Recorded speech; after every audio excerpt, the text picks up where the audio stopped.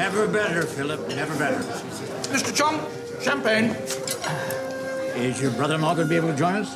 Charlie? Yes. And he's definitely investing. And is he bringing the cash? 100 grand, just as you asked. Excellent, excellent. Forgive me, but I ask this question to all my rollover investors. Ask away. You're 450,000 up on a 50,000 investment. Sing it to me, Jerry. Sing it to me. Now, I make my investment based upon how much insider information I can buy. And as you know, the returns can be spectacular. But remember, there are risks. You're going to roll over $500,000 next week. And I think... Here's to the beachfront villa in the Caribbean. All right. Here. Here's Charlie now. He's a little uncouth, but don't worry, he's a pussycat. As long as you stay on the right side of him. Evening, gentlemen. Charlie, come and sit down. The money. So, 900% return in a week, Jerry, huh? Impressive. Well, Ignore the little speech about how your investment can go down as well as up. A little like my mood. Charlie, the man's a genius. He's going to make us a fortune. Business concluded. But before I hand over my money, we play poker, huh? sure.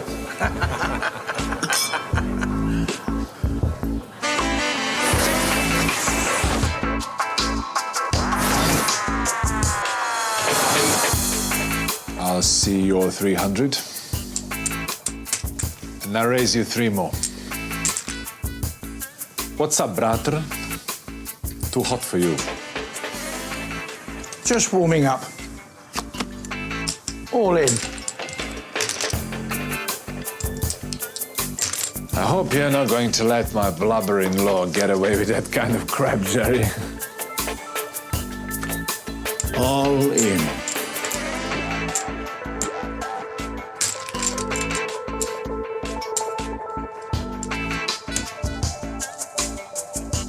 Pocket kings. 3 bitches. You'll need aces to beat that, Jerry. That's it for me. Cleans me out. It's the end of the evening. Thank you very much. Thank you very much. Phil? Phil, are you okay?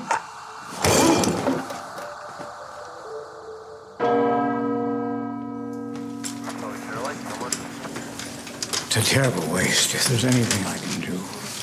You never know when your time is up. Under the circumstances. Yes, under the circumstances. My condolences again, Charlie.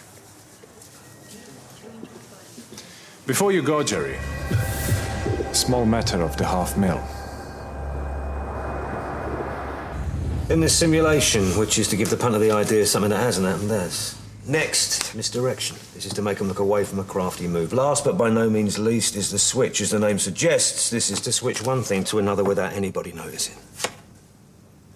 And there you have it. The principles of the sleight of hand, or as the French call it, the sleight of hand. That's amazing, man.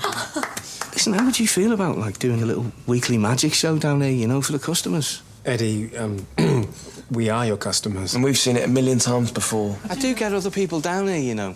Oh, we thought it was our own private bar. No, that's just the way you treat it. How'd it go, Albert? Hey, let me get you a drink. I'll have a vodka on the rocks. And make it a big one, Ed. Nah, he's winding us up. Wish I was. What, old Phil gone cold on us, has he? In a manner of speaking, yes. He's dead. He's what? Croak fell right off his perch. Oh. Heart attack right in the middle of the poker game. Oh, that's terrible. We tried to revive him, but we couldn't do it. I'm so sorry, Albert. I'm not done yet. Look, don't worry about Charlie's money. We can... Yeah, I mean, we more than covered our costs with Phil's 50 grand. Yeah, it gets even worse. How could it be worse than the Mark dying? Because fluffy Phil's brother-in-law turns out to be the not-quite-so-fluffy Charlie Kovar. Who? Czechoslovakia and Charlie. The very same, yeah. I thought we checked Phil out. Yeah, well, we don't generally check the flaming family tree. What's the problem with this Charlie? Well, Charlie wants the 50 grand that Phil invested, plus the 450,000 profit. But that was just to convince her there is no profit. Precisely. We don't have £500,000. We have until the end of the week to find it. Or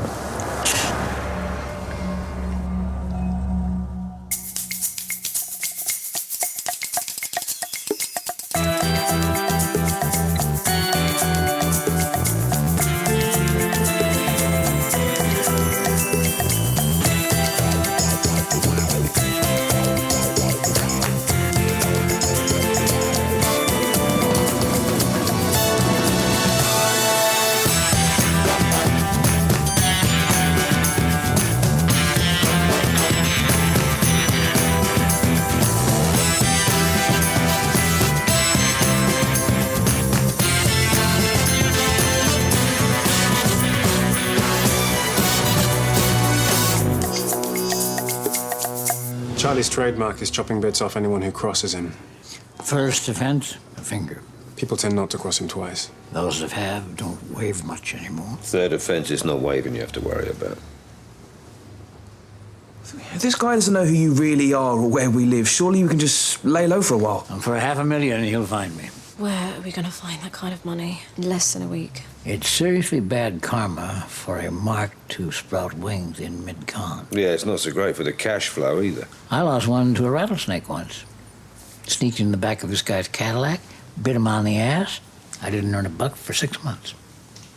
Well, we have to try something. Yeah, but 500K in a week. I don't know. We need a mark. And quick. And one that's good for at least $500,000. Then I suggest we start looking.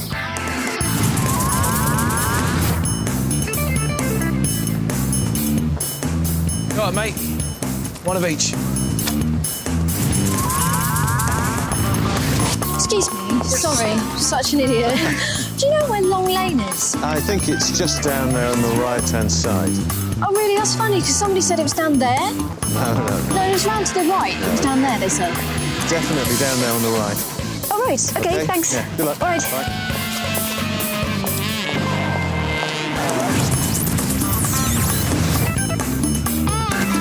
Oh, I think you dropped this.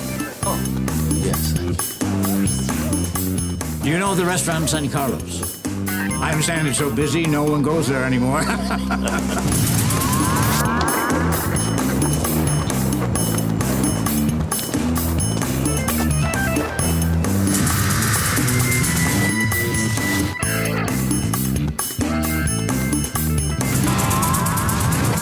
Okay, so what have we got? Well, I came up empty-handed. Ash. Yeah, I was on a dodgy plastic surgeon, but he's in the middle of an expensive court case. Mid-air mishap with a pair of his 44 double Ds. Emma? Sorry, some interesting leads from the city, but nothing liquid in our time frame. What about you then, Mick? Zilch. No pressure, Sean. Well, I don't know how much mileage there is in this, but there's this rich bloke. He's complaining that his wife's divorce lawyers have got his nuts in a cracker, and he says he's down to his last million. Oh, breaks your heart, doesn't it? Tell me about it. I mean, this geezer lives in a 48-room mansion in Surrey, which houses his multi-million-pound art collection. The art collection was excluded from the divorce because he's not allowed to sell it. How come? Some clause in his great-great-grandfather's will forbids it. Part of the collection is a jewel-encrusted tiger, which he was due to sell to a museum for £10 million. Only at the last minute, the family trustee stepped in and blocked the whole thing. I mean, the museum went ballistic. They had a whole exhibition planned around the tiger as a centrepiece. Lawyers. You gotta love them, haven't you? Who is he? His name is Luke Bancross. He's 51 years old, and 9 years ago he inherited Bancross Hall. I mean, he supports 2 ex-wives, soon to be 3, and has a champagne lifestyle without ever having done a day's work in his life. Now that's what I call a career. What the bloody hell do you think you're doing? You can read, can't you? Private and